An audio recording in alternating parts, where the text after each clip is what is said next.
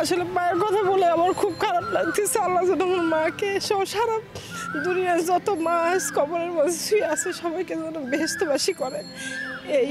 আর আমি মা হিসাবে আমার বাচ্চাদের জন্য দোয়া করি এবং সকল বাচ্চাদের প্রতি যেন দোয়া থাকলো যেন সবাই সুস্থ থাকে, ভালো থাকে এবং প্রত্যেকটা সন্তান যেন তাদের পিতামাতার যে একটা দায়িত্ব আছে সেই দায়িত্ব যেন তারা সফলভাবে পালন করতে তারা সক্ষম হয়, এই দোয়াই রাখি। তো সকল মায়ের প্রতি অনেক অনেক শ্রদ্ধা।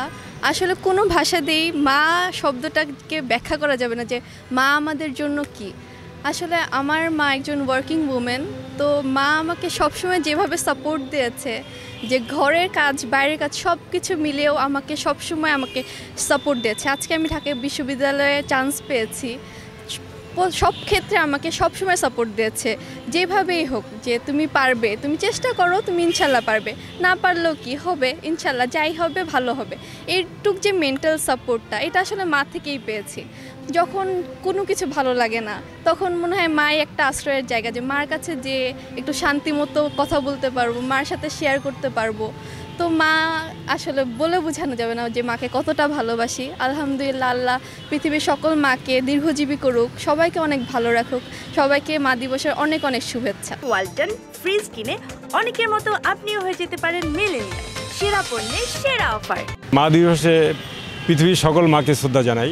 মা যেমন সন্তানকে ভালোবাসেন এরকম প্রতিটা সন্তান যেন মাকে ভালোবাসতে পারে আর পৃথিবীকে ভালোবাসে এবং কর্মের মাধ্যমে যাতে আমাদের এই পৃথিবীর কোনো মাও যেন বৃদ্ধাশ্রমে যেতে না হয়। মাকে ঘিরে ম্যাক্সিম গোর্কির একটা উপন্যাস ছিল, নাম হচ্ছে মা।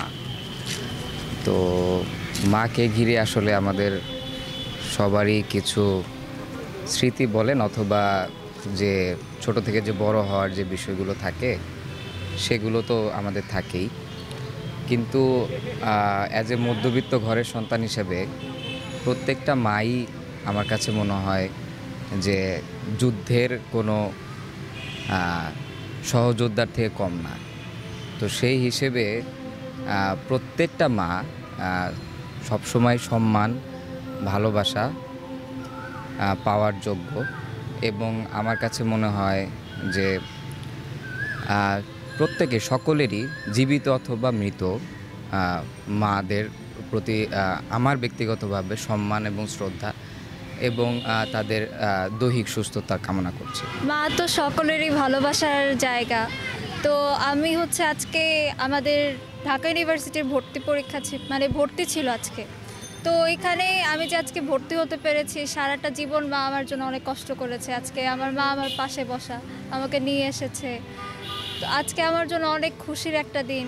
জানি না কি করতে পারবো ভবিষ্যতে, কিন্তু অনেক ইচ্ছা আছে যে এইরকমই একটা মা দিবসে মাকে অনেক ভালো কিছু একটা উপহার দেয়। যদি পারি কোনো দিন তাহলে চেষ্টা করবো দেওয়ার।